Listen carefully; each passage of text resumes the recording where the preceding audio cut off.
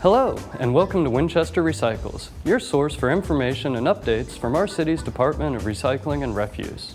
I'm Mike Neese, Program Coordinator, and on today's program, we'll be focusing on keeping your lawn bright and green throughout the summer months. As you may know, your city government adds an additional service to our regular refuse and recycling schedule as spring rolls in. Yard waste pickup is available every Wednesday from mid-March through mid-January, excluding the weeks of holidays. The dates change from year to year, but the months remain the same. Please check our website, WCT, or call my office for specific days.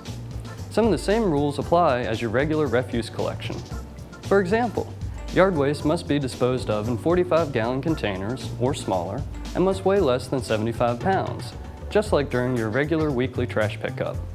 Some of the same rules apply as your regular recycling collection, as there is no limit to the yard waste that can be collected through our Wednesday yard waste pickup. Additionally, yard waste can be placed curbside in bundles or in paper bags, but not plastic bags. Items that can be collected as yard waste include almost any organic material from your lawn. Basically, if it grows, it can go. This does not include dirt or rocks. This is because all organics collected will be composted. If you're throwing out branches, make sure they're cut down to 4 feet or less in length and that each branch is no more than 3 inches in diameter. This will ensure that the materials can fit in the truck, yet not be so large as to cause damage to the machinery. A better idea might be to not throw it away at all, since composted yard waste can serve as an effective fertilizer.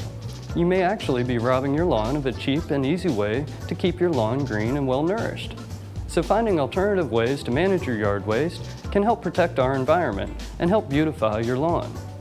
Thankfully, there are some simple solutions to help you make the most of your yard waste. For starters, changing what you do with your grass clippings can be the first step to maximizing your lawn's potential. You can put them to work by using a mulching mower or by just not bagging your clippings. Why throw away nutrients and water just to buy them later? Grass clippings provide the same vital nutrients as lawn fertilizer, such as nitrogen, phosphorus, and potassium.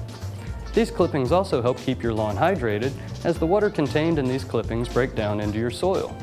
That means you'll be saving time you would have spent watering your lawn or bagging up those clippings, so consider including grass cycling as part of your yard work routine. For those of you who feel you must bag your grass clippings, consider using them as mulch on your flower beds, gardens, or around trees.